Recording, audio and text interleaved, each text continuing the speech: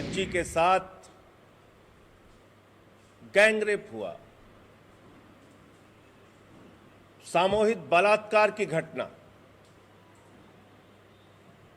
और सिर्फ बलात्कार ही नहीं, बलात्कार के बाद गले की हड्डी तोड़ दी गई, उसकी जीभ काट ली गई,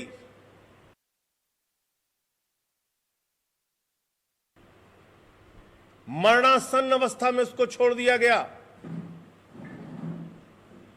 परिवार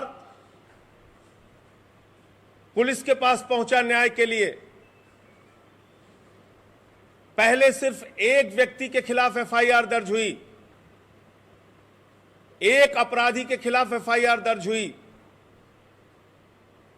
धारा भी बलात्कार की नहीं लगाई गई। बाद में उस बेटी के बयान पर 3 लोगों का नाम और शामिल किया गया। जब मीडिया में और अखबारों में दबाव बना, उसको हाथरस से अलीगढ़ के अस्पताल में भर्ती कराया गया। अलीगढ़ अस्पताल में योगी जी की सरकार इंतजार करती रही उसकी हालत बिगड़ने की, और जब बिल्कुल ऐसी स्थिति हो गई कि उसकी जान बचने की स्थिति नहीं रही, तब उसको दिल्ली भेजने की नौटंकी की गई। और वो भी एम्स में उस बेटी को जगह नहीं मिल पाती, सफदरजंग में उसको एडमिट कराना पड़ा और उसकी मौत हो गई। कौन जिम्मेदार है इसके लिए? उत्तर प्रदेश के योगी सरकार की क्रूर व्यवस्था, जो एक बेटी के साथ बलात्कार होने के बाद भी बलात्कारियों के पक्ष में खड़ी हुई नजर आती है। गैंग रेप के मामले को पहले रेप की धारा नहीं लगाती। 4 लोगों ने इस दुर्दांत घटना को अंजाम दिया, उसमें सिर्फ एक का नाम लिखती है। क्यों नहीं चलाए गए उन 4 अपराधियों के घर पर बुलडोजर? क्यों नहीं पलटी उनकी भी जीप? क्यों नहीं उनके ऊपर राष्ट्रीय सुरक्षा कानून के तहत, एनएसए के तहत कार्रवाई हुई? योगी जी,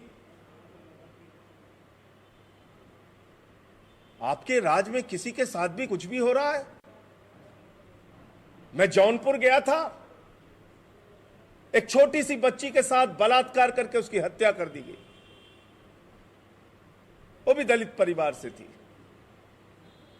यह बिटिया भी वाल्मीकि समाज से, जो हाथरस की घटना हुई।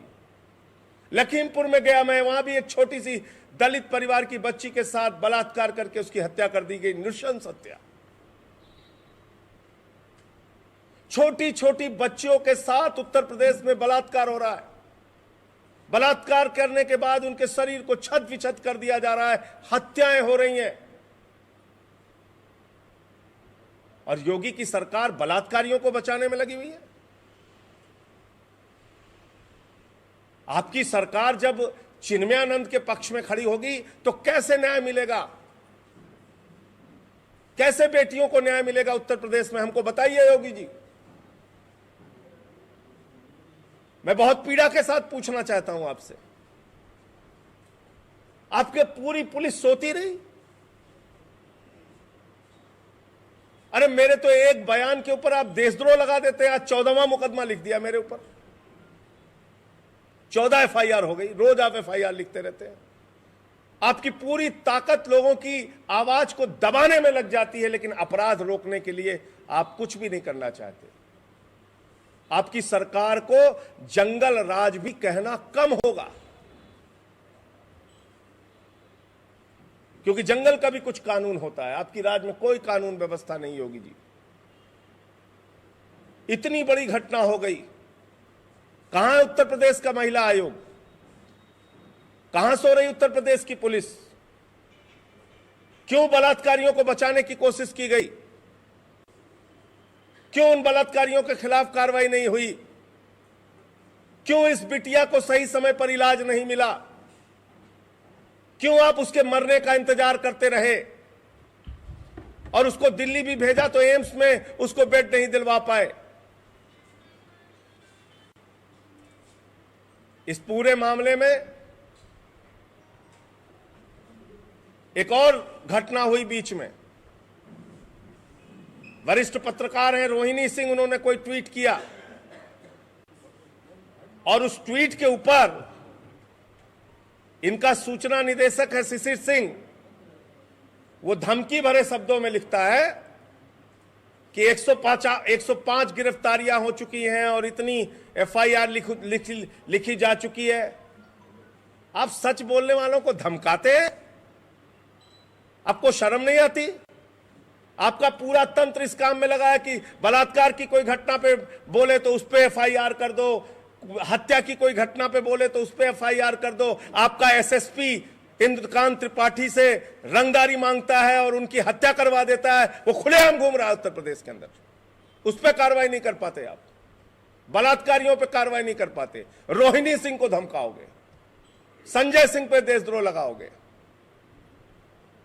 कि 105 एफआईआर हो गई है, सावधान रहना, बचे रहना। अरे तुम बच्चे हो, तुम्हें पता नहीं?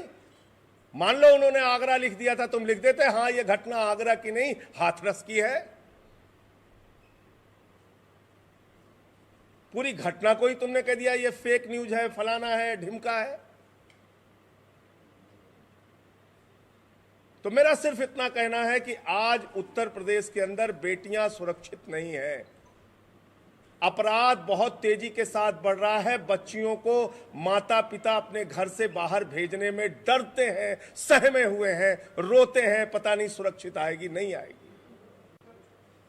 बलात्कार भी हो रहा है, हत्याएं भी हो रही हैं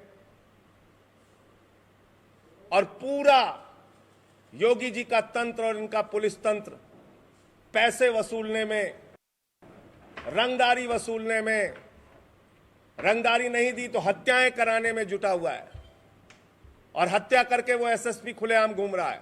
अब तक उसके खिलाफ कोई कार्रवाई नहीं हुई, बल्कि उसकी एक चिट्ठी भी वायरल हो रही है कि उसको क्लीन चिट दिया जा रहा है।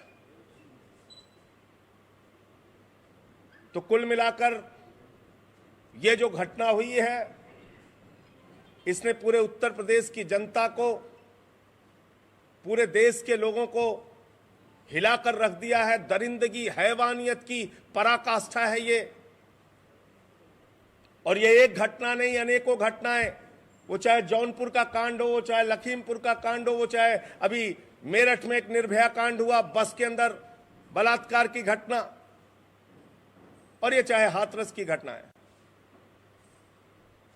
उत्तर प्रदेश में पडरौना के अंदर एक बच्ची छेड़खानी से तंग आकर अपने आप को आत्मदाह करके मर जाती है। आप उसकी पीड़ा की कल्पना कीजिए। यह हो रहा है योगी के राज में। और कार्रवाई किस पे होगी? जो इनके खिलाफ आवाज उठाएगा उस पर मुकदमे करेंगे। पत्रकार हो, कोई नेता हो, कोई पॉलिटिकल पार्टी का कार्यकर्ता हो। आज आम आदमी पार्टी के कार्यकर्ता दुराचारियों के पोस्टर बनवा रहे थे, उनको गिरफ्तार कर लिया, क्योंकि दुराचारियों के पोस्टर में भाजपा के नेता हैं। उनको उठाकर महानगर थाने में बंद कर दिया। अरे भाई, जब तुम्हारे नेताओं ने दुराचार किया है तो उनके फोटो लगेंगे नहीं लगेंगे? उनके पोस्टर लगेंगे कि नहीं लगेंगे? इस पूरे प्रकरण में फास्ट ट्रैक कोर्ट बनाकर इस मामले के अंदर जल्द से जल्द कार्रवाई पूरी करके 6 महीने में इन तमाम दुर्दांत अपराधियों को फांसी की सजा दी जाए। नंबर 1, परिवार डरा हुआ है। उससे यहां तक कहा गया है, मेरी बात हुई थी उनके चाचा से, कि तुम लोगों का हाल उन्नाव जैसा करेंगे, उनको सुरक्षा दी जाए। बहुत गरीब परिवार है, उनको मुआवजा दिया जाए। कम से कम 50 लाख रुपए का मुआवजा दिया जाए उसके परिवार को। वहीं अब इस पूरे मामले में कांग्रेस नेता उदित राज ने हाथरस की